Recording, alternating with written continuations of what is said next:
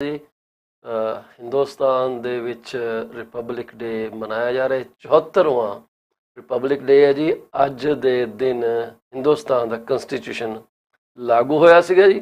ਬੜੀਆਂ ਸ਼ਖਸੀਅਤਾਂ ਨੇ ਇਹਦੇ ਯੋਗਦਾਨ ਦਿੱਤਾ, ਖਾਸ ਕਰਕੇ ਸ਼੍ਰੀ ਭੀਮ ਰਾਓ ਅੰਬੇਦਕਰ ਜੀ ਨੇ, ਜਿਨ੍ਹਾਂ ਨੇ ਆਪਣੀ ਨੌਲੇਜ ਦੇ ਨਾਲ ਇਹ ਸਾਰਾ ਕੰਸਟੀਟਿਊਸ਼ਨ ਜਿਹੜਾ ਤਿਆਰ ਕੀਤਾ।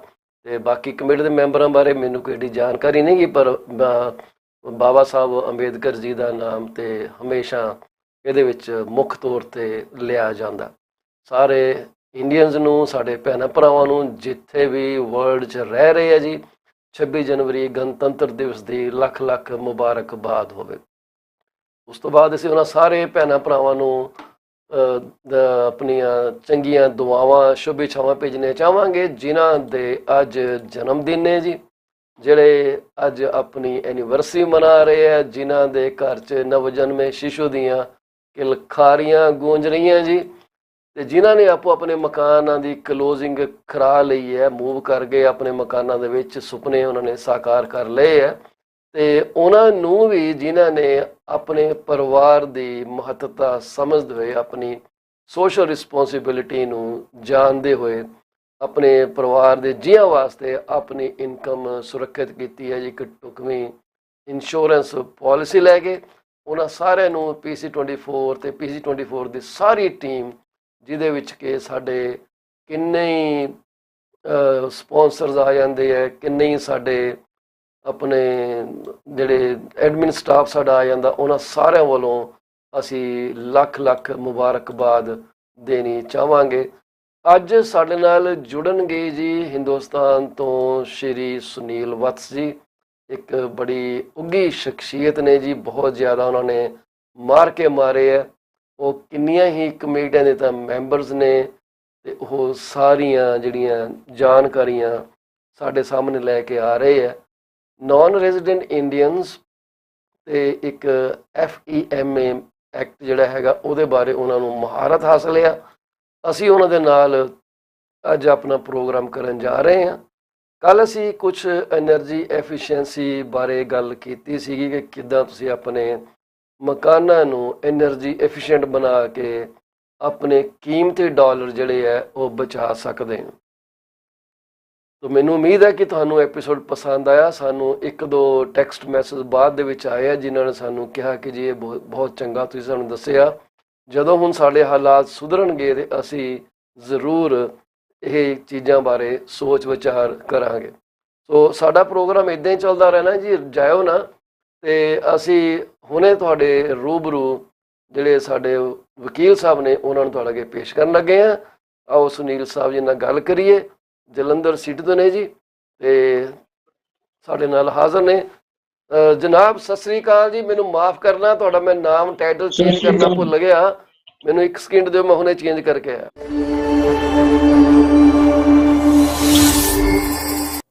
Are you looking for a reliable legal office that can handle your closing in the most effective manner? If yes, please get in touch with Rakesh Joshi at 4 ਜੀ ਵਤਸ ਸਾਹਿਬ, ਬਹੁਤ ਬਹੁਤ ਸਵਾਗਤ ਹੈ ਤੁਹਾਡਾ PC24 RE-TV 'ਚ। ਰਾਤ ਦੇ 6:30 ਤੁਹਾਡੇ ਵੱਜੇ ਆ, ਤੁਸੀਂ ਇੰਨੀ ਲੇਟ ਸਾਡੇ ਵਾਸਤੇ ਜਾਗਦੇ ਹੋ, ਬਹੁਤ ਬਹੁਤ ਸ਼ੁਕਰੀਆ ਜਨਾਬ।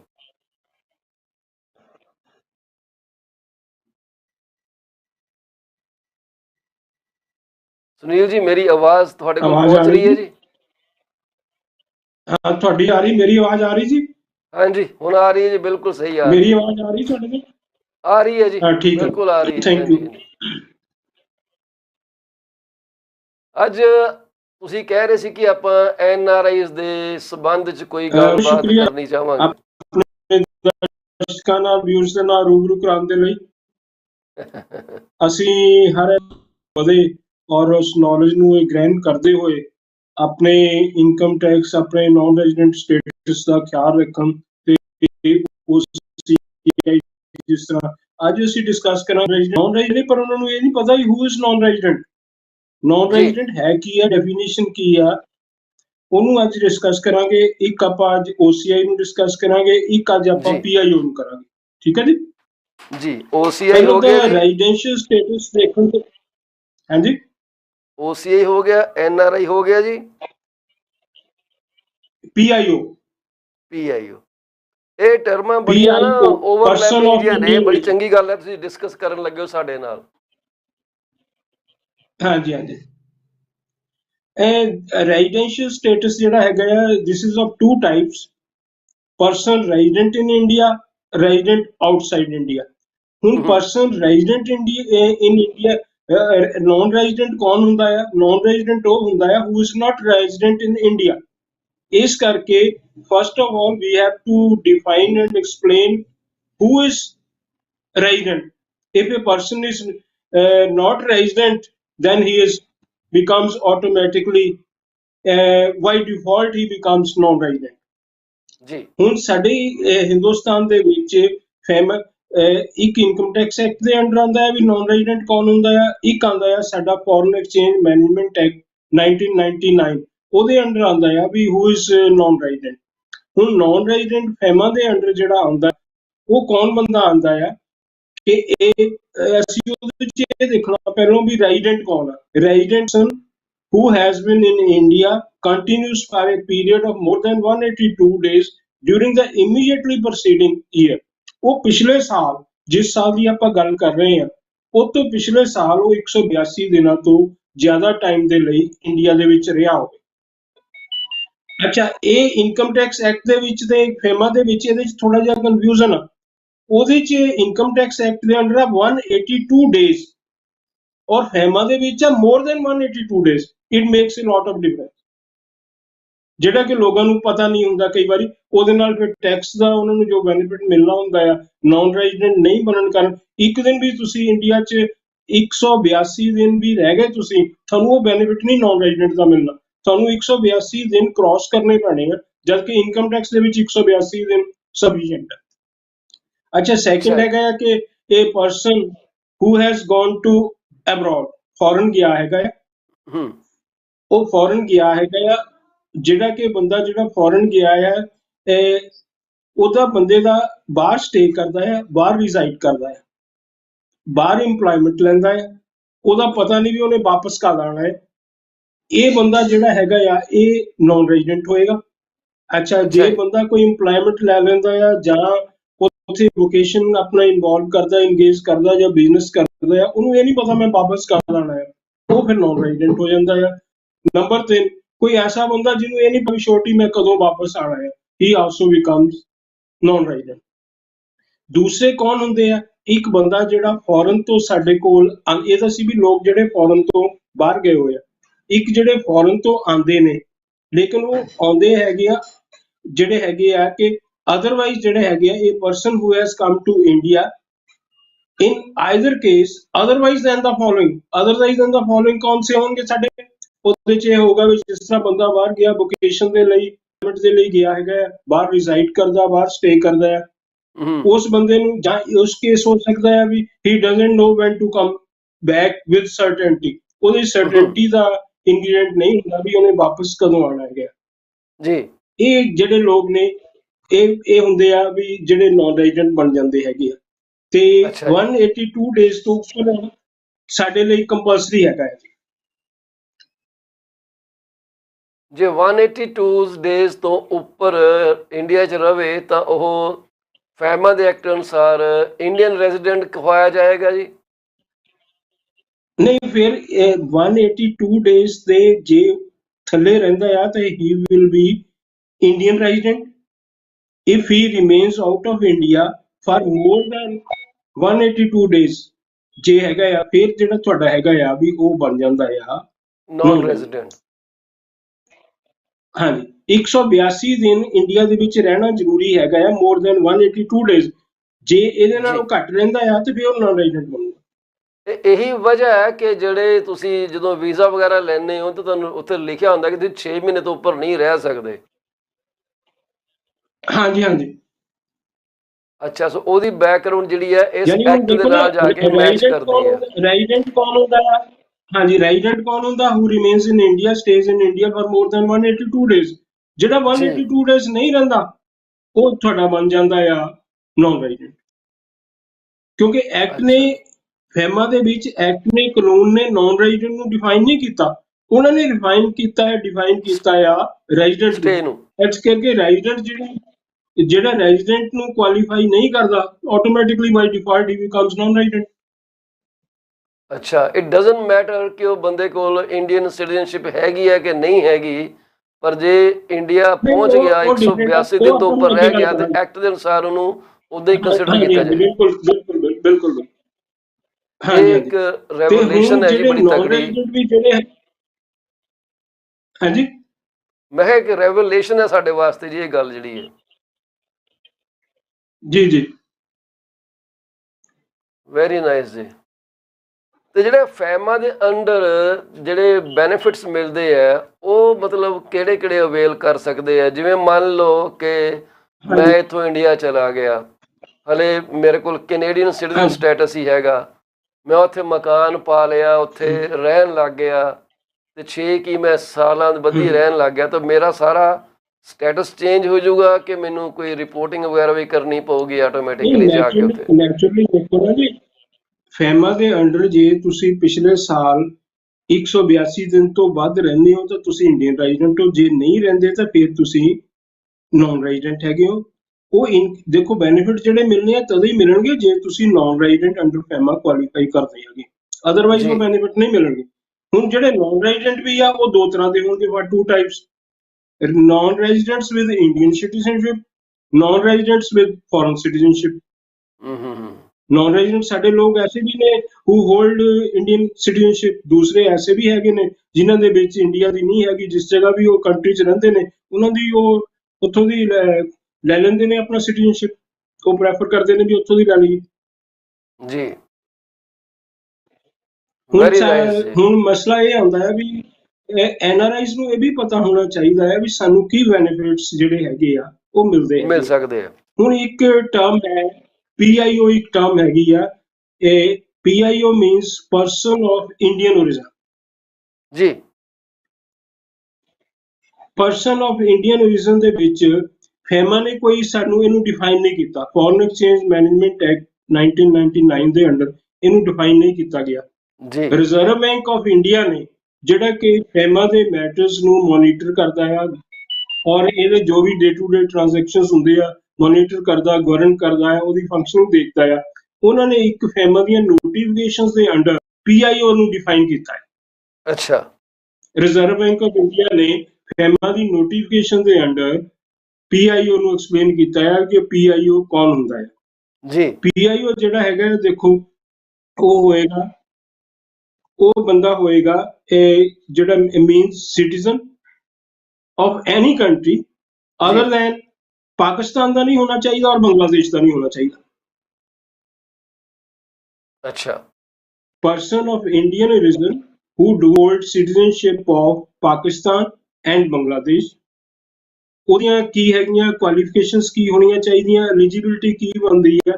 ਉਹਦੇ 'ਚ ਇਹ ਹੈ ਵੀ ਉਹਦੇ ਵਿੱਚ ਪ੍ਰੀਵੀਅਸ ਉਹ ਹੈਗਾ ਆ ਵੀ he at any time he may hold Indian passport presently or has held Indian passport in previous time। ਉਹਦੇ ਕੋਲ ਇੰਡੀਅਨ ਪਾਸਪੋਰਟ ਹੋਵੇ ਕਿਸੇ ਵੀ ਟਾਈਮ, ਹੁਣ ਹੋਵੇ ਜਾਂ ਪਹਿਲਾਂ ਹੋਵੇ। ਨੰਬਰ 1 ਤਾਂ ਇਹ ਆ, ਉਹ PIO ਹੋਏਗਾ, ਪਰਸਨ ਆਫ ਇੰਡੀਅਨ origin। ਜੀ।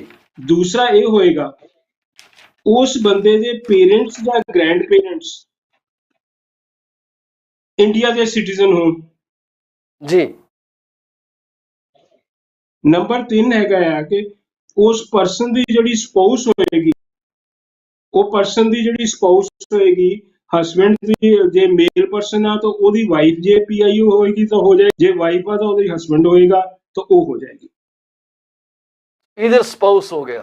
ਹੁਣ ਅੱਗੇ ਮੇਨ, ਹਾਂਜੀ ਹਾਂਜੀ, ਹੁਣ ਮੇਨ ਮਸਲਾ ਆਉਂਦਾ ਆ ਜੀ ਕਿ ਜਿਹੜੇ PIO ਕਾਰਡ ਹੋਲਡਰਸ ਹੈਗੇ ਆ, ਜੀ। ਇਹਨਾਂ ਨੂੰ ਕੀ ਗਵਰਨਮੈਂਟ ਬੈਨੀਫਿਟਸ ਦਿੰਦੀ ਆ, ਕੀ ਇਹਨਾਂ ਲਈ ਆਪਾਂ ਇੰਡੀਆ ਦੇ ਵਿੱਚ ਇਹ ਕੀ ਆ ਕੇ ਕਰ ਸਕਦੇ ਆ। ਇਹਨਾਂ ਲਈ ਸਭ ਤੋਂ ਪਹਿਲਾਂ ਤਾਂ ਵੱਡੀ ਗੱਲ ਇਹ ਹੈਗੀ, ਜਿਹੜੇ PIO ਹੈਗੇ ਆ, they do not need any visa to enter India। ਉਹਨਾਂ ਨੂੰ ਵੀਜ਼ੇ ਦੀ ਜ਼ਰੂਰਤ ਨਹੀਂ ਹੈਗੀ ਇੰਡੀਆ ਦੇ ਵਿੱਚ ਐਂਟਰ ਕਰਨ ਲਈ। ਔਰ ਇਹਨਾਂ ਨੂੰ ਜੇ ਕੋਈ ਬੱਚੇ ਇਹਨਾਂ ਦੇ ਪੜ੍ਹਨ ਆਉਂਦੇ ਆ ਜਾਂ ਕਿਸੇ ਨੇ ਇੰਪਲੋਇਮੈਂਟ ਲਈ ਆਉਣਾ ਆ ਜਾਂ ਕਿਸੇ ਨੇ ਮੈਡੀਕਲ ਟ੍ਰੀਟਮੈਂਟ ਲਈ ਆਉਣਾ ਆ, ਉਹਨੂੰ ਕੋਈ ਵੀਜ਼ਾ ਨਹੀਂ ਲੈਣਾ ਪਏਗਾ। ਉਹਦੇ ਲਈ ਆਪਣਾ PIO ਜੇ ਹੋਏਗਾ। ਅੱਛਾ ਜੀ।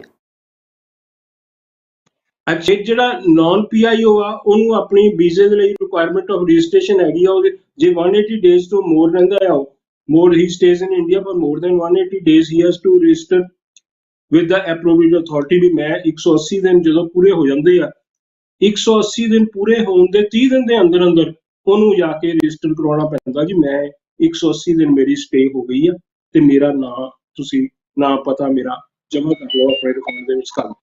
ਲੇਕਿਨ ਜੇ ਉਹ PIO ਹੈਗਾ ਆ, ਉਹਨੂੰ ਇਹ ਨਹੀਂ ਕਰਨਾ ਪੈਂਦਾ। ਮੇਰਾ ਇੱਕ ਸਵਾਲ ਹੈ ਇੱਥੇ ਵਤਸ ਸਾਹਿਬ, ਜੀ ਜੀ ਕਿ ਜੇ ਕੋਈ ਬੰਦਾ ਜੀ 180 ਦਿਨ ਉੱਥੇ ਰਹਿ ਗਿਆ ਤੇ ਉਹਨੇ ਨਹੀਂ ਫਾਈਲ ਕੀਤੀ ਆਪਣੀ ਰਿਪੋਰਟ ਕਿ ਜੀ ਮੈਂ 180 ਦਿਨ ਤੋਂ ਜ਼ਿਆਦਾ ਰਹਿ ਗਿਆ, ਜੇ ਉਹ ਵਾਪਸ ਆਉਂਦਾ, ਮੰਨ ਲਓ 185 ਦਿਨ ਰਹਿ ਗਿਆ, 86 ਦਿਨ ਰਹਿ ਗਿਆ, ਜੇ ਉਹ ਵਾਪਸ ਆਉਣਾ ਚਾਹੇ ਆਪਣੇ ਦੇਸ਼ ਦੇ ਵਿੱਚ, ਫਿਰ ਉਹਨੂੰ ਕੋਈ ਇਮੀਗ੍ਰੇਸ਼ਨ ਦੇ ਉੱਤੇ ਕੀ ਪ੍ਰੋਬਲਮ ਆ ਸਕਦੀ ਹੈ? ਨਹੀਂ ਦੇਖੋ, ਪ੍ਰੋਬਲਮ ਤਾਂ ਉਹਦੇ ਲਈ ਫਿਰ ਉਹਨੂੰ ਜਿਹੜਾ ਹੈਗਾ ਆ, ਸਾਡੀ ਇਹਦੇ ਵਿੱਚ ਜਿਹੜੀ ਹੈਗੀ ਆ ਮਿਨਿਸਟਰੀ ਜਿਹੜੀ ਹੈਗੀ ਆ, ਇਹ ਕਰਾਉਣਾ ਪੈਂਦਾ ਹੈ। ਇਹਨਾਂ ਨੂੰ ਰਜਿਸਟ੍ਰੇਸ਼ਨ ਹੁੰਦੀ ਹੈ ਇਹਨਾਂ ਦੇ ਵਿੱਚ, ਇਹ ਫੋਰਨ ਰੀਜਨਲ ਰਜਿਸਟਰਾਰ ਜਿਹੜੇ ਹੈਗੇ ਆ ਉੱਥੇ ਰਜਿਸਟ੍ਰੇਸ਼ਨ ਹੁੰਦੀ ਹੈਗੀ ਆ। ਲੇਕਿਨ ਜੇ ਤੁਸੀਂ ਕਹੋ ਵੀ ਇੰਨਾ ਕੋਈ TDS ਕੰਪਲਿਕੇਟਡ ਜਾਂ ਕੋਈ ਕੰਬਰਸਮ ਨਹੀਂ ਪ੍ਰੋਬਲਮ ਆਏਗੀ, ਲੇਕਿਨ ਇਹਨਾਂ ਨੂੰ ਗਵਰਨਮੈਂਟ ਕੋ ਜਾ ਕੇ ਫਿਰ ਉਹ NOC ਲੈਣੀ ਪਏਗੀ। ਅੱਛਾ, 180 ਮਤਲਬ days ਫਲਾਈ ਤੋਂ ਆਊਟ ਜੇ ਕਰਨ ਤੋਂ cross ਹੋ ਪਹਿਲਾਂ ਜਾਵੇ, ਇਹਨਾਂ ਨੂੰ NOC ਇਹਨਾਂ ਨੂੰ ਲੈਣੀ ਜਾਣ ਪੈਣੀ। ਦੀ ਪ੍ਰੋਬਲਮ ਨਹੀਂ ਆਏਗੀ। ਹਾਂ, ਔਰ NOC ਇਸ ਤਰ੍ਹਾਂ ਨਾ ਜਾਣ ਦੀ ਪ੍ਰੋਬਲਮ ਨਹੀਂ ਆਏਗੀ, ਹੋ ਸਕਦਾ ਵੀ NOC ਦੀ ਵੀ ਨਾ ਆਵੇ, ਲੇਕਿਨ ਉਹ ਐਕਟ ਨੂੰ ਤੁਸੀਂ ਕੰਟਰਾਵੀਨ ਕੀਤਾ ਆ, ਉਹਦੀ ਪੈਨਲਟੀ ਜੋ ਨੋਮੀਨਲ ਹੋਏਗੀ ਉਹ ਗਵਰਨਮੈਂਟ ਤੁਹਾਨੂੰ ਲਗਾ ਸਕਦੀ ਹੈ। ਭਾਵੇਂ ਤੁਸੀਂ ਵਾਪਸ ਵੀ ਆ ਜਾਓ, ਪੈਨਲਟੀ ਤੁਹਾਨੂੰ ਫੇਰ ਵੀ ਪੇ ਕਰਨੀ ਪੈਣੀ। ਉਹ ਪੈਨਲਟੀ ਕੋਈ ਜ਼ਿਆਦਾ ਨਹੀਂ ਹੋਏਗੀ, ਨੋਮੀਨਲ ਹੋਏਗੀ, ਤੇ ਲੇਕਿਨ ਜੀ ਤੁਹਾਨੂੰ ਕਈ ਵਾਰ ਇਹ ਵੀ ਹੁੰਦਾ ਵੀ ਤੁਹਾਨੂੰ ਵਾਰਨਿੰਗ ਦੇ ਕੇ ਕਹਿ ਦਿੰਦੇ ਆ ਵੀ ਤੁਸੀਂ ਅੱਗੇ ਤੋਂ ਜਰਾ ਆਪਣੇ ਆਪ ਨੂੰ ਸਹੀ ਕਰ ਲਓ। ਅੱਛਾ ਅੱਛਾ, ਮੈਂ ਲੇਕਿਨ ਸੋਚਦਾ ਸੀਗਾ ਕਿ 180 ਸ਼ਾਇਦ ਡੇਜ਼ ਤੋਂ ਉਹਨਾਂ ਨੇ ਜਦੋਂ ਜ਼ਿਆਦਾ ਕ੍ਰਾਸ ਕਰਦੇ ਆ, ਜੀ ਵੀ ਜਦੋਂ 180 ਪਾਸਪੋਰਟ ਤੇ ਉਹਨਾਂ ਡੇਜ਼ ਤੋਂ ਦੇਖਣਾ ਜਦੋਂ ਕਿ ਜ਼ਿਆਦਾ ਕਦੋਂ ਇੰਡੀਆ ਕ੍ਰਾਸ 'ਚ ਕਰਦੇ ਐਂਟਰ ਆ, ਹੋਇਆ ਸੀਗਾ ਤੇ 182 ਦਿਨ ਜਾਂ 85 ਦਿਨ ਹੋ ਗਏ, ਕਿਉਂਕਿ ਉਹਨਾਂ ਨੇ ਕੋਈ ਰਿਕਾਰਡ ਨਹੀਂ ਹਾਂਜੀ, ਦੇਖਣਾ ਆਨਲਾਈਨ ਕਿ ਇਹਨੇ ਫਾਈਲ ਕੀਤੀ ਰਜਿਸਟ੍ਰੇਸ਼ਨ ਕਿ ਉਹਦੇ ਨਹੀਂ ਚ ਦੇਖੋ ਕੀਤੀ। ਨਾ ਐਜ਼ ਏ ਲੀਗਲ ਪਰਸਨ, ਜੀ ਜੀ, ਹੁਣ ਐਜ਼ ਏ ਲੀਗਲ ਪਰਸਨ ਤਾਂ ਆਪਾਂ ਇਹ ਕਹਿ ਸਕਦੇ ਹਾਂ, ਜਦੋਂ ਦੇਖੋ ਜਾਏਗਾ ਵਾਪਸ ਫੌਰਨ ਜਾਏਗਾ, ਪਾਸਪੋਰਟ ਉਹਦਾ ਦੇਖਿਆ ਹੋਏ ਜਾਏਗਾ, 180 ਡੇਜ਼ ਉਹਦੇ ਜੇ ਕ੍ਰਾਸ ਹੋ ਜਾਂਦੇ ਆ, ਉਹਨੇ ਨਹੀਂ ਇੰਟੀਮੇਟ ਕੀਤਾ, ਤਾਂ ਉਹ ਜਿਹੜੇ immigration officers at the airport ਹੈਗੇ ਆ, ਉਹਨੂੰ ਪੁੱਛ ਸਕਦੇ ਆ ਵੀ ਤੂੰ ਕਿਉਂ ਨਹੀਂ ਕੀਤਾ। ਉਹਦੇ ਲਈ ਮੁਸ਼ਕਲ ਆ ਸਕਦੀ ਆ, ਲੇਕਿਨ ਇੰਨਾ TDS ਹੋ ਸਕਦਾ ਵੀ ਉਹ ਬੰਦਾ ਜੇ ਜਾਵੇ ਉੱਥੇ ਤਾਂ ਉਹਨੂੰ ਕਹਿਣ ਜੀ ਤੂੰ ਉੱਥੇ ਇੰਟੀਮੇਸ਼ਨ ਦੇ ਕੇ ਆ। ਅੱਛਾ ਤੇ ਅੱਛਾ, ਇਸ ਵੈਸੇ ਮੇਰੇ ਕਰਕੇ ਦਿਮਾਗ 'ਚ ਸਵਾਲ ਇੰਟੀਮੇਟ ਆ ਗਿਆ ਪੈਨਲਟੀ ਕਿ ਵੀ ਇਦਾਂ ਵੀ ਹੋ ਪੈਨਲਟੀ ਸਕਦਾ। ਹਾਂਜੀ, ਹਾਂ, ਉਹ ਪ੍ਰੋਬਲਮ ਆ ਸਕਦੀ ਹੈ, ਲੇਕਿਨ ਆਪਾਂ ਇਹ ਪੈਨਲਟੀ ਵਾਲੇ ਪਾਸੇ ਨਾ ਜਾਈਏ। ਪੈਨਲਟੀ ਠੀਕ ਹੈ ਜੀ ਕੋਈ ਇੰਨੀ ਜਿਹੜੀ ਹੈਗੀ ਆ ਕੋਈ ਬਹੁਤ ਜ਼ਿਆਦਾ ਨਹੀਂ ਹੋਏਗੀ, ਲੇਕਿਨ ਦੇਖੋ ਜੀ ਲਾਅ ਨੂੰ ਜੇ ਕੰਪਲਾਈ ਨਹੀਂ ਕਰਦੇ, 에ਅਰਪੋਰਟ ਦੇ ਉੱਪਰ ਇਨਫੋਰਮੇਸ਼ਨ ਹੋਏਗੀ ਵੀ ਉਹਦੀ date of entry in India ਕਦੋਂ ਹੈਗੀ ਆ, ਠੀਕ ਹੈ ਜੀ। ਬਿਲਕੁਲ। ਤੇ ਉਹ ਜਿਹੜਾ ਹੈਗਾ ਆ ਵੀ ਉਹਨਾਂ ਕੋਲ ਵੀ ਇਨਫੋਰਮੇਸ਼ਨ ਪਹੁੰਚ ਜਾਂਦੀ ਆ ਵੀ ਕੀ ਰਜਿਸਟਰ ਕਰਾਇਆ ਹੈ ਕਿਹਨਾਂ ਨੇ ਨਹੀਂ ਕਰਾਇਆ, ਇਸ ਕਰਕੇ ਮੁਸ਼ਕਲ ਆ ਅੱਛਾ ਸਕਦੀ ਆ, ਉਹਨੂੰ ਬਚਿਆ ਜਾਵੇ। ਇਹ ਬੰਦਾ ਨਾ ਸੋਚੇ ਵੀ ਮੈਨੂੰ ਵਾਪਸ ਨਹੀਂ ਜਾਣ ਦੇਣਾ, ਵਾਪਸ ਤਾਂ ਚਲੇ ਜਾਏਗਾ, ਲੇਕਿਨ ਉਹ ਅੱਛਾ, ਮੁਸ਼ਕਲ ਆਏਗੀ, ਉਹਦਾ ਕੀ ਫਾਇਦਾ ਹੈਗਾ, ਸਾਨੂੰ ਕਰ ਲੈਣੀ ਚਾਹੀਦੀ। ਸਹੀ ਗੱਲ ਹੈ ਜੀ, ਸਹੀ ਗੱਲ ਹੈ। ਹਾਂਜੀ, ਤੁਸੀਂ POA ਹਾਂਜੀ, ਬਾਰੇ ਦੱਸਿਆ, ਤੇ ਵੀ PIO ਹੋਲਡਰ ਕਾਰਡ ਜਿਹੜੇ ਹੈ, ਕਾਰਡ ਹੋਲਡਰ ਕੀ ਉਹਨਾਂ ਨੂੰ ਵੀਜ਼ਾ ਨਹੀਂ ਚਾਹੀਦਾ, ਸਟੱਡੀ ਮੈਡੀਕਲ ਐਮਪਲੋਇਮੈਂਟ ਵਗੈਰਾ ਵਾਸਤੇ ਜਾ ਰਹੇ ਆ ਤੇ ਦੇ don't need any visa medical ਕਿਸੇ ਰਿਕੁਆਇਰਮੈਂਟ। ਕਾਲਜ 'ਚ ਪੜ੍ਹਨਾ ਹੈ, ਕਿਸੇ ਯੂਨੀਵਰਸਿਟੀ 'ਚ ਪੜ੍ਹਨਾ ਹੈ।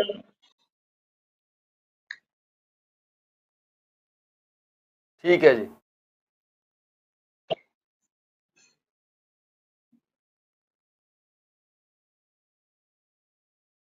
ਫਿਰ ਇਹ ਅਸੀਂ ਇਹਦੇ 'ਚ ਇਹ ਹੈ ਆਪਣਾ ਹੈ ਜੀ ਕਿ ਕਾਰਡ ਹੋਲਡਰਸ ਜਿਹੜੇ ਹੈਗੇ ਆ, they will be exempt from the registration requirement of registration for stay in India visit if it does not exceed 180 days। ਜਿਹੜੇ ਦੂਸਰੇ ਹੈਗੇ ਆ ਉਹਨਾਂ ਨੂੰ 180 days ਦੇ ਵਿੱਚ ਪਹਿਲਾਂ ਵੀ ਉੱਥੇ ਰਜਿਸਟ੍ਰੇਸ਼ਨ ਕਰਾਉਣੀ ਪੈਂਦੀ ਆ, ਲੇਕਿਨ NRIs ਦੇ ਲਈ 180 days ਹੈ।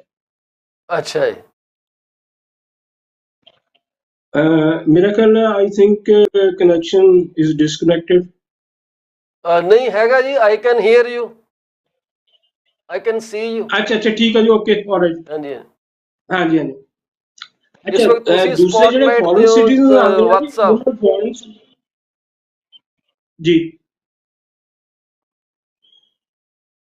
ਸਾਡੇ ਆਪਣਾ ਫੋਰਨ ਸਿਟੀਜ਼ਨ ਜੇ ਆਉਂਦੇ ਆ ਨਾ, NRI ਫੋਰਨ ਸਿਟੀਜ਼ਨ ਆਉਂਦਾ ਆ, ਉਹਨੂੰ ਜੀ ਆਉਂਦੇ ਹੋਏ ਕੁਝ ਦਿਨਾਂ ਦੇ ਅੰਦਰ ਅੰਦਰ ਉਹਨੂੰ ਪੁਲਿਸ ਸਟੇਸ਼ਨ ਜਾ ਕੇ ਦੱਸਣਾ ਪੈਂਦਾ ਆ ਵੀ ਮੈਂ ਜਿਹੜਾ ਹੈਗਾ ਵੀ ਆ ਗਿਆ ਹੈਗਾ ਆ।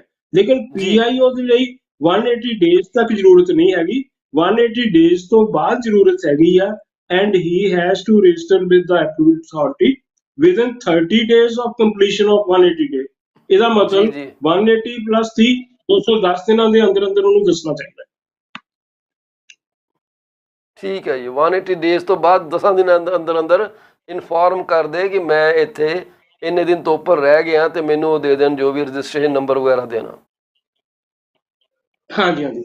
ਹੋਰ ਇਹਨਾਂ ਨੂੰ ਜੀ ਜੀ ਉਹ ਫੈਸਿਲਿਟੀਜ਼, ਕੋਈ ਇਕਨੋਮਿਕ ਫੈਸਿਲਿਟੀਜ਼ ਹੈਗੀਆਂ ਆ, ਕੋਈ ਐਜੂਕੇਸ਼ਨਲ ਫੈਸਿਲਿਟੀਜ਼ ਹੈਗੀਆਂ ਆ, ਕੋਈ ਮੈਡੀਕਲ ਫੈਸਿਲਿਟੀਜ਼ ਹੈਗੀਆਂ ਆ, ਇਹਨਾਂ ਨੂੰ ਜੋ NRIs ਨੂੰ ਮਿਲਦੀਆਂ ਆ, they will also continue to avail the same, ਇਹਨਾਂ ਨੂੰ ਵੀ ਉਹ ਤੇ ਇਹਨਾਂ ਮਿਲੇਗੀ। ਦੇ ਵਾਸਤੇ ਵੀ ਅੱਛਾ ਉਹੀ ਰਿਸਟ੍ਰਿਕਸ਼ਨਸ ਲੱਗਦੀਆਂ ਕਿ ਇਹ ਕਿਹੜੀ ਪ੍ਰਾਪਰਟੀ ਖਰੀਦ ਸਕਦੇ ਆ, ਕਿਹੜੀ ਨਹੀਂ ਖਰੀਦ ਸਕਦੇ, ਕਿਹੜੇ ਹਾਂ, ਅਕਾਊਂਟ ਖੋਲ ਸਕਦੇ।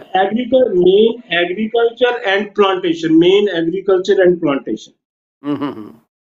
ਉਹੀ ਖਰੀਦ ਸਕਦੇ ਆ। ਅੱਛਾ ਫਿਰ ਹੈਗਾ ਜੀ ਕਿ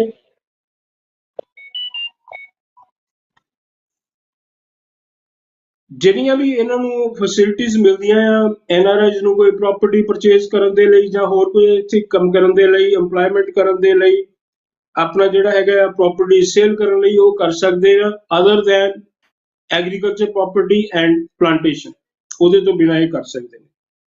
ਅੱਛਾ ਅੱਛਾ ਅੱਛਾ ਅੱਛਾ। ਲੇਕਿਨ ਇਹਨਾਂ ਨੂੰ there is some restrictions and one major restriction is they should remain out of the political sphere। Political ਦੇ ਵਿੱਚ ਇਹਨਾਂ ਦੀ ਕੋਈ ਭਾਗੀਦਾਰੀ ਨਹੀਂ ਹੋਣੀ ਚਾਹੀਦੀ। ਪੋਲੀਟੀਕਲ ਸਫੀਅਰ ਇਹਨਾਂ ਨੂੰ ਪ੍ਰੋਹਿਬਿਟਡ ਹੈਗਾ, ਇਹਨਾਂ ਨੂੰ ਕੋਈ ਉਹਦੇ ਵਿੱਚ ਪੈਰਿਟੀ ਨਹੀਂ ਹੋਏਗੀ allowed to engage in sphere of political purposes ਜਾਂ ਰਾਈਟਸ, ਕੋਈ ਪੋਲੀਟੀਕਲ ਰਾਈਟਸ ਨਹੀਂ ਇਹਨਾਂ ਦੇ ਹੋਣਗੇ। ਅੱਛਾ ਜੀ। ਅੱਛਾ ਇਹਦੇ ਵਿੱਚ ਇਹ ਹੈਗਾ ਜੀ, ਇਹਨਾਂ ਨੂੰ ਫੈਸਿਲਿਟੀਜ਼ ਉਹ ਹੋ ਗਈਆਂ NRIs ਨੂੰ ਜੋ ਮਿਲਦੀਆਂ ਹੈਗੀਆਂ, ਪੈਰਿਟੀ ਹੋਏਗੀ, ਸੇਮ ਫੈਸਿਲਿਟੀਜ਼ ਜੋ ਆਪਾਂ ਪਹਿਲਾਂ ਗੱਲ ਕਰ ਚੁੱਕੇ ਹੈਗੇ ਆ ਵੀ ਐਜੂਕੇਸ਼ਨ ਜੇ ਮੈਡੀਕਲ ਦੇ ਵਿੱਚ ਇਹਨਾਂ ਨੇ ਐਡਮਿਸ਼ਨ ਲੈਣੀ ਆ, ਜੋ ਜਨਰਲ ਕੈਟੇਗਰੀ ਦੇ ਸਟੂਡੈਂਟਸ ਦੀ ਰਾਈਟਸ ਹੈਗੇ ਆ, ਉਹ ਸੇਮ ਰਾਈਟਸ ਇਹਨਾਂ ਦੇ ਹੋਣਗੇ। ਵੈਰੀ ਨਾਈਸ ਜੀ। ਇਹਨਾਂ ਨੂੰ ਕੋਈ SC ਜਾਂ ਹੁਣ ਇੱਕ ਜੇ ਮੰਨ ਲਓ ਵੀ SC ਜਾਂ BC ਦਾ ਬਾਹਰ ਬੰਦਾ ਰਹਿੰਦਾ ਆ, ਨਾਨ ਰੈਜ਼ੀਡੈਂਟ ਆ, ਉਹ ਕਹੇ ਜੀ ਮੈਨੂੰ SC ਕੋਟੇ ਦੇ ਵਿੱਚੋਂ ਜਾਂ ਬੈਕਵਰਡ ਕਲਾਸਿਸ ਕੋਟੇ ਦੇ ਵਿੱਚੋਂ ਮੈਨੂੰ ਐਡਮਿਸ਼ਨ ਮਿਲ ਜਵੇ, ਉਹਦੇ 'ਚ ਉਹਨੂੰ ਐਡਮਿਸ਼ਨ ਨਹੀਂ ਮਿਲੇਗੀ, ਉਹਨੂੰ ਐਡਮਿਸ਼ਨ ਮਿਲੇਗੀ ਜਨਰਲ ਕੋਟੇ 'ਚ ਮਿਲੇਗੀ। ਸਹੀ। ਅੱਛਾ ਅੱਛਾ ਅੱਛਾ ਅੱਛਾ। he will be outside the ambit scope of quota system, quota category। ਕਿਉਂਕਿ ਇਸ ਤਰ੍ਹਾਂ ਹੈ ਨਾ ਜੀ, ਦੇਖੋ ਇਹਦੇ 'ਚ ਉਹ ਬੈਨੀਫਿਟ ਕੀ ਹੁੰਦਾ, ਮੈਂ ਦੱਸਦਾ ਪ੍ਰੈਕਟੀਕਲੀ ਕੀ ਚੀਜ਼ ਹੈ ਜੋ ਅਸੀਂ ਦੇਖਦੇ ਹਾਂ। ਹੁਣ ਜਨਰਲ ਕੈਟੇਗਰੀ ਦੇ ਵਿੱਚ ਮੰਨ ਲਓ ਵੀ 100 ਦੇ ਵਿੱਚੋਂ ਕਿਸੇ ਦੇ 80 ਨੰਬਰ ਆਏ, ਉਹਨੂੰ ਐਡਮਿਸ਼ਨ ਨਹੀਂ ਮਿਲ ਸਕਦੀ ਜੀ। ਔਰ SC ਜਾਂ ਬੈਕਵਰਡ ਦੇ ਵਿੱਚ ਹੋ ਸਕਦਾ 100 ਚੋਂ ਕਿਸੇ ਦੇ 30 ਆ ਗਏ ਤਾਂ ਉਹਨੂੰ ਐਡਮਿਸ਼ਨ ਮਿਲ ਜਾਏਗੀ। ਉਹ ਕੀਤਾ ਹੈ ਕਨਸਟੀਟਿਊਸ਼ਨ ਲਈ ਵੀ ਇਹਨਾਂ ਨੂੰ ਫਾਈਨੈਂਸ਼ਲੀ ਬੈਕਵਰਡ ਰਹੇ ਆ, ਇਹਨਾਂ ਦੇ ਉਤਥਾਨ ਦੇ ਲਈ, ਡਿਵੈਲਪਮੈਂਟ ਦੇ ਲਈ ਇਹਨਾਂ ਕੀਤਾ ਗਿਆ ਹੈ। ਉਹ ਕੋਈ ਬੁਰੀ ਗੱਲ ਨਹੀਂ ਕੀਤੀ ਗਈ, ਇਹਨਾਂ ਨੂੰ ਵੀ ਬਰਾਬਰ ਦੇ ਲਿਆਉਣ ਦੇ ਲਈ ਜੇ ਕੀਤਾ ਗਿਆ ਹੈ ਤਾਂ ਗਵਰਨਮੈਂਟ ਨੇ ਬਹੁਤ ਅੱਛਾ ਕੀਤਾ ਹੈ। ਹਾਂਜੀ ਵਧੀਆ। ਇਹ ਹੈ ਜੀ। ਬਾਕੀ ਜੋ ਇਹਨਾਂ ਨੂੰ ਕੋਈ LIC ਦੀ ਹਾਊਸਿੰਗ ਸਕੀਮ ਆ ਜਾਂ ਗਵਰਨਮੈਂਟ ਦੀਆਂ ਕੋਈ ਸਕੀਮਸ ਹੈਗੇ ਆ, ਉਹਦੇ ਕੋਈ ਬੈਨੀਫਿਟਸ ਹੈਗੇ ਆ ਤਾਂ ਇਹ ਅਵੇਲ ਕਰ ਸਕਦੇ ਆ। ਅੱਛਾ। ਔਰ ਇਹਨਾਂ ਨੂੰ ਇਹਨਾਂ ਦੇ ਲਈ ਇਮੀਗ੍ਰੇਸ਼ਨ ਜਦੋਂ ਇਮੀਗ੍ਰੇਸ਼ਨ ਕਾਊਂਟਰ ਤੇ ਜਾਣਾ ਹੈ, ਇਮੀਗ੍ਰੇਸ਼ਨ ਵਾਲਿਆਂ ਲਈ ਤੁਸੀਂ 에ਅਰਪੋਰਟ ਤੇ ਕੰਸਰਨਡ ਆਫੀਸਰ ਨੂੰ ਮਿਲਣਾ ਹੈਗਾ ਆ, ਇਹਨਾਂ ਲਈ ਸਪੈਸ਼ਲ ਕਾਊਂਟਰ ਇੱਕ ਮੇਨਟੇਨ ਕੀਤਾ ਹੋਏਗਾ ਇਹਨਾਂ ਲੋਕਾਂ ਜਿਹੜੇ PIO ਹੋਣਗੇ, ਇਹਨਾਂ ਦੀ ਕੈਟੇਗਰੀ ਲਈ the government is maintaining separate counter for immigration purposes or PIOs. Very nice. ਅੱਛਾ, ਇਹਦੀ ਜੀ ਹੁਣ ਆਪਾਂ PIO ਤੋਂ ਬਣ ਗਿਆ ਜੀ, PIO ਕਾਰਡ ਲੈ ਲਿਆ, 15 ਸਾਲ ਦੀ ਇਹਨਾਂ ਦੀ ਵੈਲਿਡਿਟੀ ਹੁੰਦੀ ਹੈ ਇਹ ਕਾਰਡ। ਅੱਛਾ ਜੀ। ਤੇ ਹੁਣ ਐਗਜ਼ੈਕਟ ਅੱਜ ਦੀ ਮੈਨੂੰ ਫੀਸ ਪਤਾ ਨਹੀਂ ਕੀ ਹੈਗੀ ਇਹਨਾਂ ਦੀ।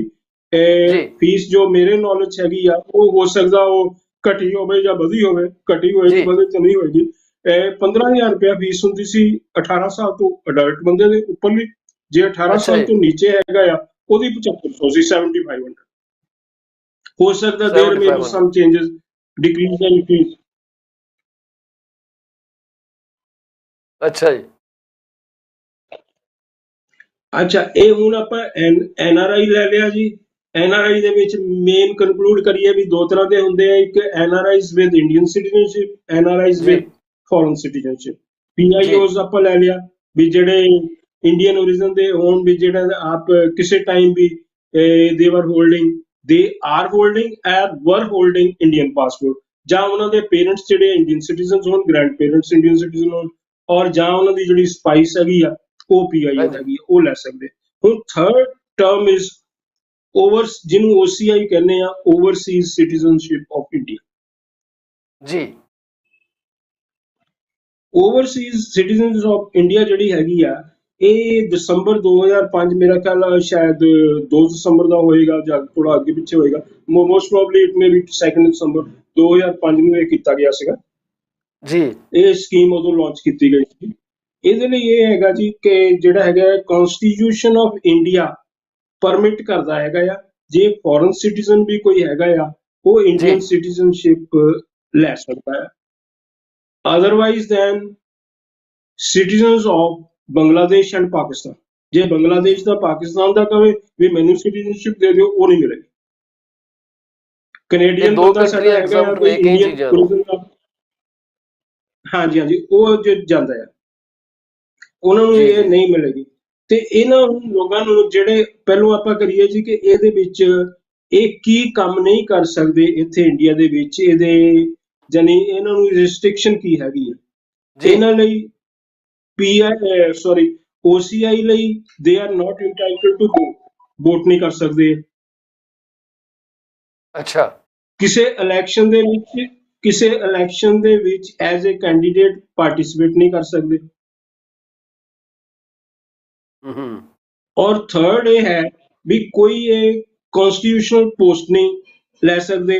Prime minister, president, vice president, speaker, MLA, MP, ਜੱਜਸ ਆਫ ਡਿਫਰੈਂਟ ਕੋਰਟਸ, ਉਹ ਨਹੀਂ ਲੈ। Constitutional post A to Z ਕੋਈ ਵੀ ਨਹੀਂ ਲੈ ਅੱਛਾ ਸਕਦਾ, ਅੱਛਾ ਉਹਦੇ ਲਈ ਇਹ ਡਿਸਕੁਆਲੀਫਾਈਡ ਹੈ।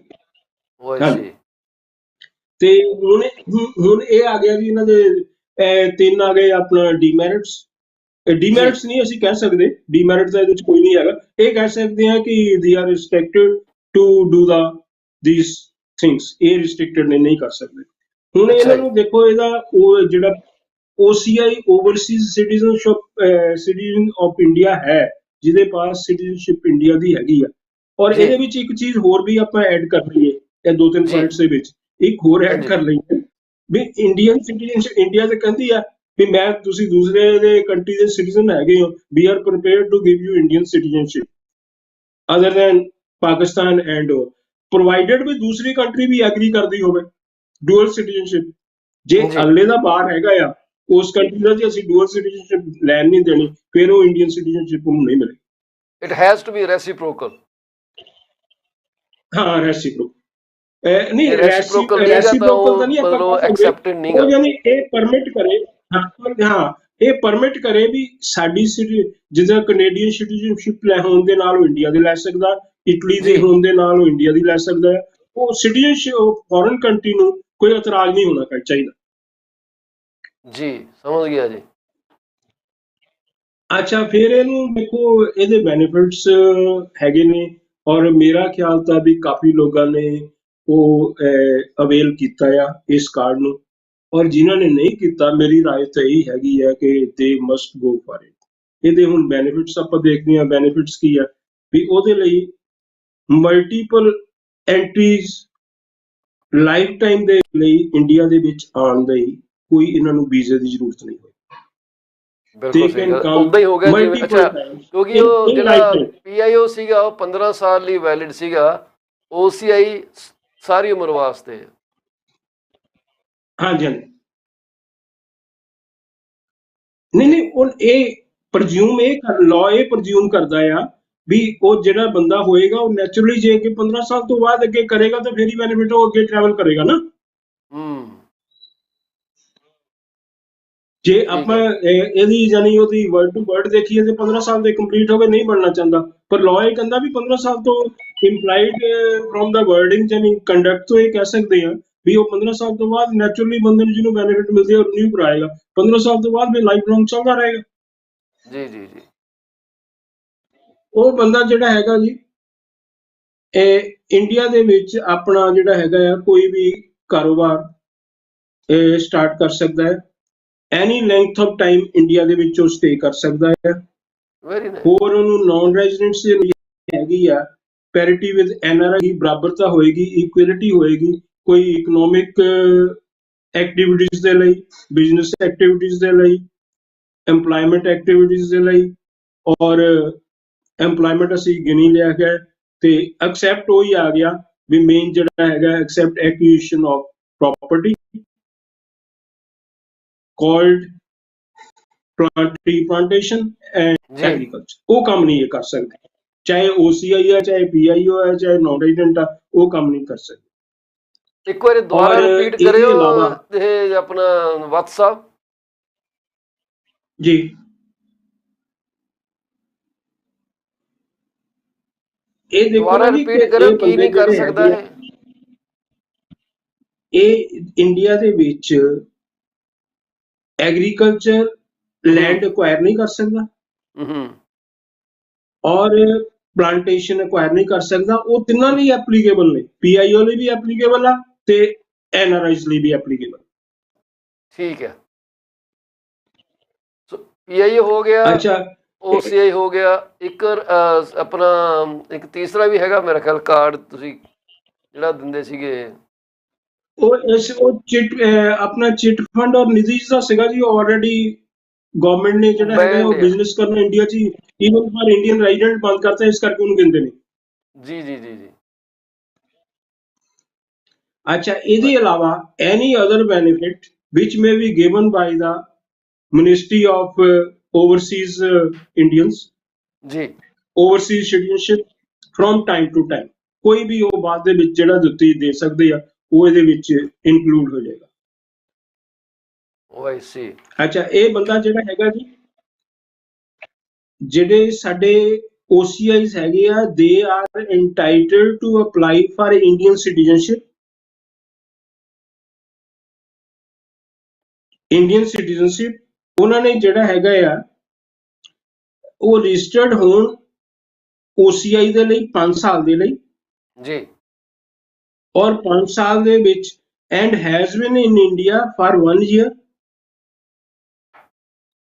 5 ਸਾਲ, ਇਹਨਾਂ 5 years ਦੇ ਵਿੱਚੋਂ 1 ਸਾਲ ਉਹ ਇੰਡੀਆ 'ਚ ਕੰਟੀਨਿਊਸਲੀ ਰਹਿਣਗੇ, ਜੇ ਰਹਿੰਦੇ ਹੈਗੇ ਆ then they can apply for citizenship of India। Very nice ਜੀ, ਬਹੁਤ ਬਹੁਤ ਤੁਹਾਡਾ ਧੰਨਵਾਦ ਵਤਸ ਸਾਹਿਬ, ਤੁਸੀਂ ਇੰਨੀ ਅਨਮੁੱਲ ਜਾਣਕਾਰੀ ਲੈ ਕੇ ਸਾਡੇ ਇੱਥੇ ਆਏ ਹੋ। ਤੁਸੀਂ ਦੇਖੋ ਟਾਈਮ 6:30, ਤੁਹਾਡੇ 7 ਵਜੇ ਵਾਲਾ ਟਾਈਮ ਹੋ ਗਿਆ ਜੀ ਉੱਥੇ। ਬੜੀ ਬਹੁਤ ਮਿਹਰਬਾਨੀ ਹੈ ਜਨਾਬ। ਅਸੀਂ ਜ਼ਰੂਰ ਲੋਕਾਂ ਨੂੰ ਕਹਾਂਗੇ ਕਿ NRI ਤੇ ਫੈਮਾ ਮਸਲਿਆਂ ਬਾਰੇ ਜੇ ਕੋਈ ਤੁਹਾਡਾ ਸਵਾਲ ਹੈਗਾ ਤਾਂ ਸੁਨੀਲ ਵਤਸ ਜੀ ਨੂੰ ਤੁਸੀਂ ਕਾਲ ਕਰੋ। ਇਹਨਾਂ ਦਾ ਫੋਨ ਨੰਬਰ, ਇੰਡੀਆ ਦਾ ਜਿਹੜਾ ਕੋਡ ਹੈਗਾ ਇੰਟਰਨੈਸ਼ਨਲ, ਉਹ 91 ਹੈ ਜੀ। ਫੋਨ ਨੰਬਰ ਹੈਗਾ ਜੀ 98 141 32 456। ਸੋ ਬੜਾ ਸੌਖਾ ਨੰਬਰ ਹੈ, 32 ਤੱਕ ਯਾਦ ਰੱਖ ਲਓ, 456 ਤੁਹਾਨੂੰ ਵੈਸੇ ਨਹੀਂ ਭੁੱਲਣਾ ਚਾਹੀਦਾ। 32456। ਕਾਸ਼ ਇਹ 23456 ਹੁੰਦਾ, ਜ਼ਿਆਦਾ ਸੌਖਾ ਹੋ ਜਾਣਾ ਸੀ, ਪਰ ਚਲੋ ਪਹਿਲੇ ਨੰਬਰ ਉਲਟੇ ਕਰ ਦਿਓ, 32 ਕਰ ਦਿਓ, ਬਾਕੀ ਸੀਕੁਐਂਸ ਚੱਲਦਾ। ਤੁਹਾਡੇ ਵਿਊਅਰਸ ਆ ਜੀ, ਮੇਰੇ NRIs ਜਿਹੜੇ ਬ੍ਰਦਰ ਸਿਸਟਰਸ ਹੈਗੇ ਆ, they are free and welcome to contact me at any time. ਲੇਕਿਨ ਮੈਂ ਸਗੋਂ ਇਹ ਚਾਹਾਂਗਾ ਕਿ ਡਿਊਰਿੰਗ ਦਾ ਪ੍ਰੋਗਰਾਮ ਵੀ ਜੇ ਉਹਨਾਂ ਦੀ ਕਾਲ ਉਹ ਕਰ ਸਕਦੇ, ਆਪਾਂ ਕਾਲ ਉਹਨਾਂ ਦੀ ਅਟੈਂਡ ਕਰਾਂਗੇ। ਜੀ ਬਿਲਕੁਲ, ਅਸੀਂ ਹਮੇਸ਼ਾ ਐਨਕਰੇਜ ਕਰਦੇ ਰਹਿੰਦੇ ਹਾਂ ਸਾਰੇ ਲੋਕਾਂ ਨੂੰ ਤੁਸੀਂ ਵੀ ਇਹ ਜਿਹੜੀ ਵੀਡੀਓ ਹੈ ਆਪਣੇ ਐਂਡ ਦੇ ਉੱਤੇ ਜ਼ਰੂਰ ਸ਼ੇਅਰ ਕਰਿਆ ਕਰੋ। ਤੁਹਾਡੇ ਗਰੁੱਪ 'ਚ ਮੈਂ ਵੀ ਸ਼ੇਅਰ ਕਰ ਦੂੰਗਾ ਲਿੰਕ ਇਹਦਾ, ਤਾਂ ਕਿ ਵੱਧ ਤੋਂ ਵੱਧ ਠੀਕ ਹੈ ਲੋਕੀ ਤੁਹਾਡੇ ਗਰੁੱਪ ਦੇ ਜਿਹੜੇ ਮੈਂਬਰ ਹੈਗੇ ਆ, ਜੇ ਉਹ YouTube ਚੈਨਲ ਨੂੰ ਲਾਈਕ ਸਬਸਕ੍ਰਾਈਬ ਕਰਦੇ ਆ ਤੇ ਉਹਨਾਂ ਨੂੰ ਆਟੋਮੈਟਿਕਲੀ ਅਲਰਟ ਪਹੁੰਚ ਜਾਣੀ ਹੈ, ਕਿਉਂਕਿ ਉੱਥੇ ਵੀ ਬੜੀ ਹਾਂ ਦੁਨੀਆ ਠੀਕ ਜਿਹੜੀ ਤੁਸੀਂ ਇੱਥੇ ਮੇਰੇ ਆਉਣ ਬਾਰੇ ਗਰੁੱਪ ਸੋਚ ਨੂੰ ਸ਼ੇਅਰ ਰਹੀ ਹੈ ਕਰਨਾ ਜੀ। ਜੀ। ਹਾਂਜੀ ਤੇ ਅਸੀਂ ਹੁਣ ਤੁਹਾਡੇ ਤੋਂ ਆਗਿਆ ਲਵਾਂਗੇ ਜੀ। ਬਹੁਤ ਬਹੁਤ ਸ਼ੁਕਰੀਆ ਤੁਹਾਡਾ ਵਤ ਸਾਹਿਬ। ਅਗਲੇ ਸ਼ੁਕਰੀਆ ਥਰਸਡੇ ਜੀ, ਤੁਹਾਡਾ ਇੰਤਜ਼ਾਰ ਰਹੇਗਾ। ਸ਼ੁਕਰੀਆ ਤਾਂ ਤੁਹਾਡਾ ਵੀ ਜੋ ਮੰਗਦਾ ਜੀ।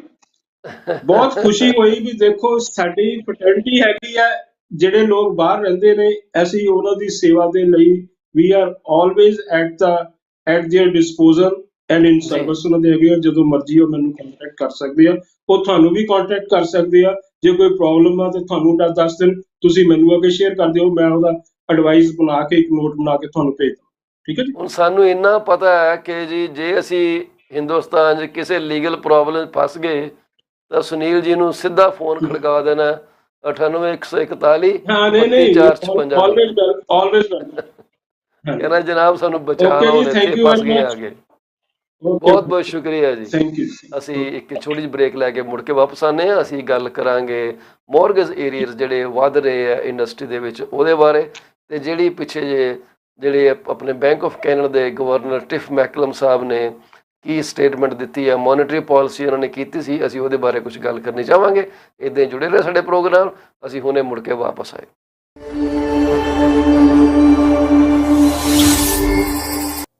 Are you looking for a reliable legal office that can handle your closing in the most effective manner?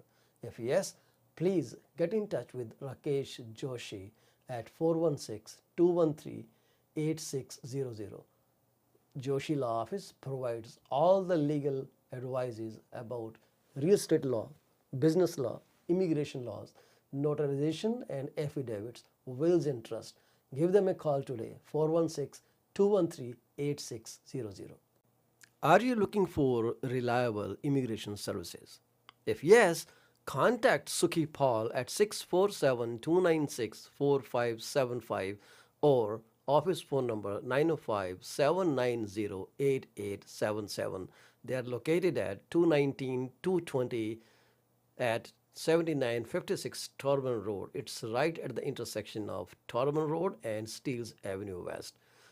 Contact them for all kind of visa services. Are you the breadwinner for your family? Have you ever considered if something were to happen to you, what would happen to your wife, to your children, to your parents? If not, this is the time to call Kamaljeet Bhola at 647-772-1481. She is an amazing insurance advisor working with Beyond Care Insurance Solutions in Brampton, Ontario. Find out what best you can do your family while you can. Do not put this thing off till tomorrow. This could be very, very critical for your family's future. Are you thinking of a career change or adding another one to your portfolio? Well, you are thinking right. Call Sarabjit Luddar at 416-879-3039 from Beyond Care Insurance Solutions. She also deals in life, long-term, travel, critical illness, disability insurance. Give her a call today at 416-879-3039. This is what we can tell you. She will always give you the right advice and help you find out if being an insurance advisor is your piece of cake.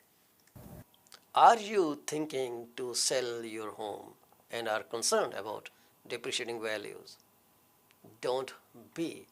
You are in safe hands with Paul Chima. Call me at 647-333-2273. I ensure safety of your home with electronic lock boxes. Nobody can enter your house without permission from our brokerage, and we provide full detail if needed at any point in time. Once again, Paul Chima, 647-333-2273. Better call Paul and get moving. Do you want to shop right without burning your pockets? If yes, please visit Monisha Discount Warehouse at 377 Burnhamthorpe Road, East Mississauga, Ontario. They are the best. They have all kind of Indian, Pakistani and other local stuff that you can buy at literally throwaway prices.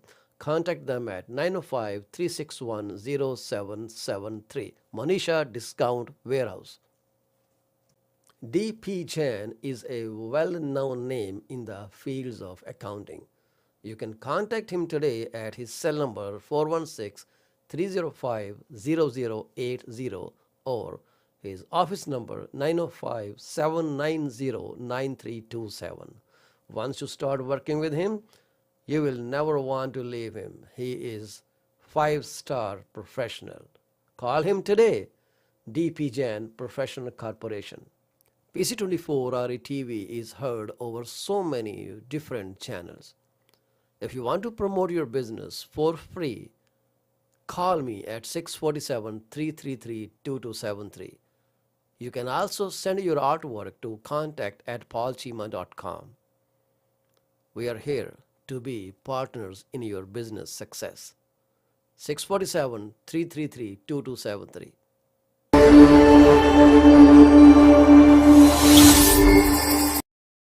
PC24 RTV ਤੁਹਾਡਾ ਮੁੜ ਤੋਂ ਸਵਾਗਤ ਹੈ ਜੀ। ਅਸੀਂ ਇੱਕ ਵਾਰ ਫੇਰ ਸਾਰੇ ਹਿੰਦੁਸਤਾਨੀਆਂ ਨੂੰ 26 ਜਨਵਰੀ ਦੀ ਲੱਖ ਲੱਖ ਮੁਬਾਰਕਬਾਦ ਦਿੰਦੇ ਆ ਜੀ। ਅੱਜ ਹਿੰਦੁਸਤਾਨ ਦਾ ਗਣਤੰਤਰ ਦਿਵਸ ਆ।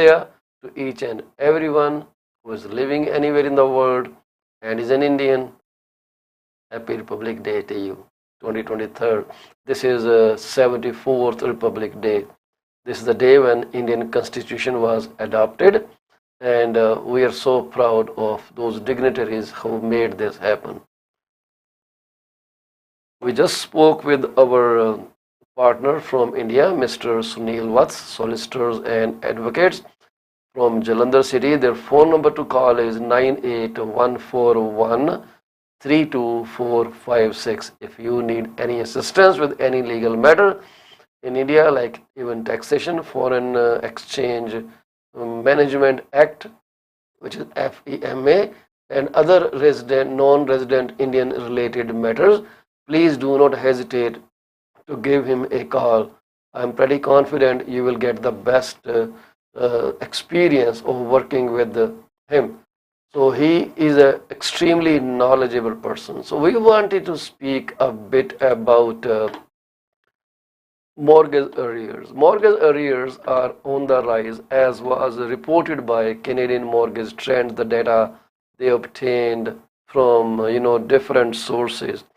So about 7,400 mortgages out of a total of 5.1 million mortgages, they have mortgage arrears increasing, which is they rose to 0.15% from 0.14%.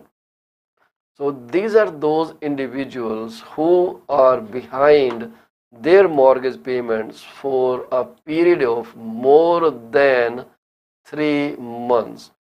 All those people who are behind their mortgage payments for more than 3 months, they are on the rise. The rise, as reported now, is about 0.15%. Even when the pandemic was in full force, this was higher. This was 0.27%, and that peaked at that point in time. And this was in June 2020. That was when it went high at that point, the mortgage arrears, 0.27%. And this rate is highest in Saskatchewan. In Saskatchewan, the rate is about 0.60%, Alberta 0.37%, British Columbia 0.10%, and Ontario 0.10%. So people are looking at the possibility of a recession. The recession could be mild to moderate. Time is going to dictate this. We are noticing that the effect of previous rate hikes is being felt now. The experts or analysts, people who are economists, sorry for that, they have been saying that the full throttle effect of past rate hikes will be felt between 8 to 12 months or sometime even 18 months. So we may be seeing that very soon, and that's what will lead to recession. Bank of Canada increased its policy rate by 25 basis points. That basically people think this is going to be the last in the sequence of the rate hikes. So we need to see where we are going with this. Time is a great thing. If you have anything to say in our program, please feel free to reach out to us. We are here to listen to your stories. We are here to listen to your take on these matters. So to reach out to us, our phone lines are always mentioned. If you look at your top corner on this side, you will see our phones are there: 647 800 647 956 1020. You can call the studio line and we can take your call live. Feel free to give us a shout anytime you want. The program is being broadcast on a YouTube channel, which is PC24 RETV, and I would request you to kindly subscribe to our channel so we can provide more personalized experience and cater to a vast audience who are interested in all matters related to real estate, legalities, insurances, and whatnot. We are a non-political company. We will never talk about political issues or get into any controversial topic. So this program is not meant to sensationalize. This is only meant to disseminate rightful information through its rightful partners. If you want to promote your channel, your program, please feel free to reach out to us. So with the interest rates continuing to rise and a high possibility of a recession by the end of the year, initially they were saying the recession will be in the first 6 months, but now the language that I'm reading is by end of the year. Expectations are for more areas to rise, and those could be historical levels. So in the latest report of housing and mortgage by Mortgage Professionals Canada, analyst Ben Rebidu of Edge Reality Analytics noted that the arrears is a lagging indicator that tells us more about how consumers were faring 9 to 12 months ago than it does about the near future. So this is a kind of looking into the future through the glass window. And he also added, it does tell us households are likely going into a potential recession in a better position than during downturn. Origination volumes in November, they decreased. They were low. So that means less number of mortgages were written.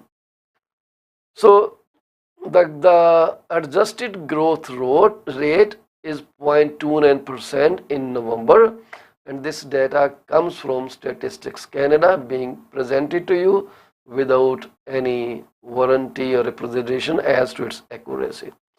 So Rebidu says that the weakest growth since mid 2019.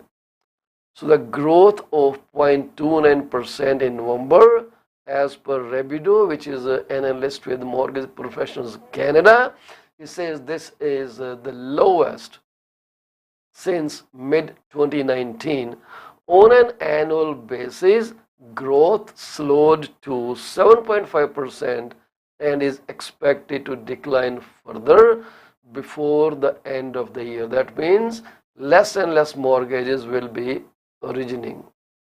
I believe mortgage growth will fall well below the guideline B20 lows of 4% year over year later in 2023 based on new origination trends, which saw 34% year over year declines in November. So in November, from the past November, the mortgage originations were lower by 34%, and the speculation is there will be more decline coming till end of 2023.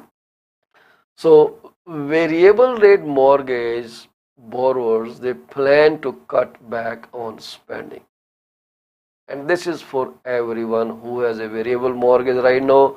Like me, I also have a variable mortgage, but there are many people whose term is not due for renewal. But there is an option if you are facing trouble paying that high mortgage in variable setup, that you can refinance your property and switch to fixed mortgage at a lower rate. The rates are lower for fixed rate mortgages because they are not dependent on the prime rate. They are dependent on the 5-year government bond yields. So the yield affects the interest rates. Right now, the fixed rates are lower, and many lenders are planning to reduce their fixed rates to keep the market going. Do not forget one thing. These are only speculations. They can be wrong at some point in time. So do not take them word by word. Things may change at any point in time. So the growing cost of food and other necessities are a key concern for Canadians. Coupled with rising interest rates, these increased costs mean consumers are spending a larger share of their budget on necessities. Right? That's why people are not going for mortgage at this time, because the payments are huge. Most consumers anticipate a mild to moderate recession within the next 12 months, that is 2023. So, of those who expect to be affected by a recession, more than half believe they will have difficulty paying, and this is very sad, bills or will face other financial impacts, though less than 1/6 expect to lose their jobs. That's what recession is all about. Sad story of economic scene. Some consumers' difficulties obtaining credit are leading them to anticipate weaker house price growth. Still, many believe the housing market will slow only modestly because they see a shortage of for sale houses in their neighborhood. Rising interest rates are actually hampering the businesses too. Businesses also get affected. What happens when you cannot go to restaurant to buy food because you are barely covering for your what you call minimum necessities? So those things are worth taking into consideration, because every data suggests that we have to first feed ourselves, then we'll see what to do with the other stuff. So that becomes kind of luxury. So people are going to spend less on luxuries.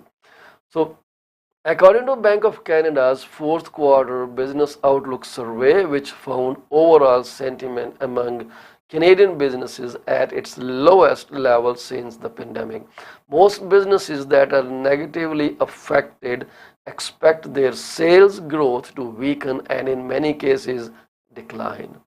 Signs of softening demand are most pronounced in sectors that are highly sensitive to interest rate changes, such as those tied to housing activity and consumer spending. This is a note from Bank of Canada. The business outlook indicator fell to 0.07%. It's not percentage, it is just 0.07 in the quarter, down from a revised 1.74 with a 70% of businesses anticipating that the economy will enter into a recession. However, a majority believe it will be a mild recession and are therefore not making major changes to their operation. This is about arrears and all the related data. And so the last increase was the eighth consecutive rate increase by the Bank of Canada and the first of 2023. If market expectations are correct, it could also be its last. So that is again an anticipation. But there are strong indicators that tell that first quarter will end with a total of 50 basis point increase. So BOC, Bank of Canada, it was expected that they will go up by 25 basis point, and they did go there. Is it something to worry about? Yes and no. It depends on your personal financial situation. For some people, this is the best time to invest in real estate, while for many others, they are being forced to sell their houses because of increased mortgage arrears, and those lenders are aggressively following those people to pay.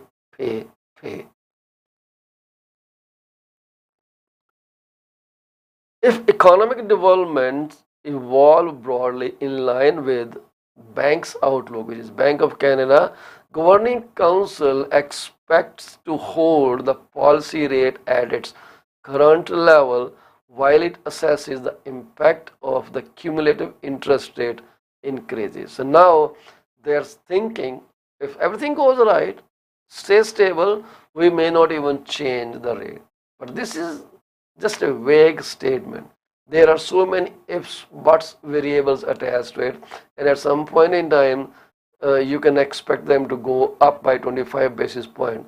It's not that I said I won't increase. They will just now wait for some time.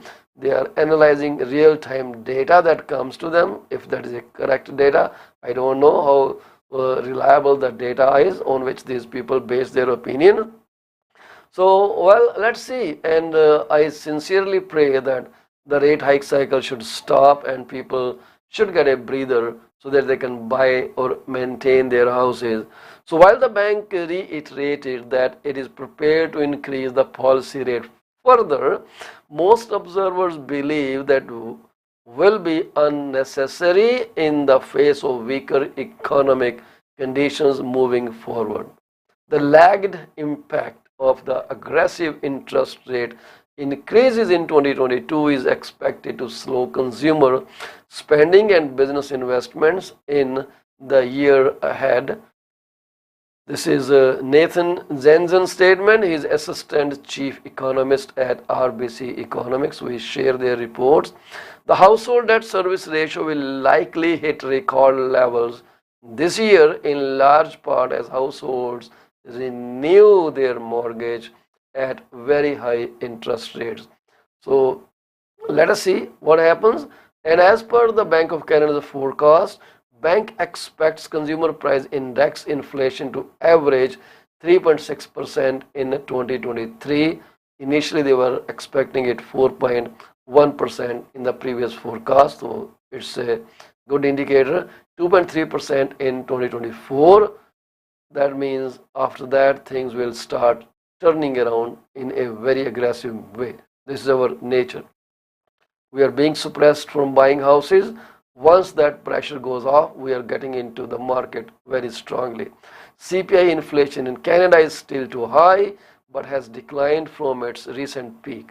The forecast for 2023 has been lowered mainly due to gasoline prices dropping more than expected and global supply chains improving more quickly than anticipated. The GDP forecast by Bank of Canada, it expects annual economic growth of 1% in 2023. Previously it was 0.9% and 1.8% in 2024 from 2%. Do you know what's the recommended or the best growth? I have no idea, but I'm waiting for your comment. It expects growth to stall during the middle of 2023. That means no growth from here onwards.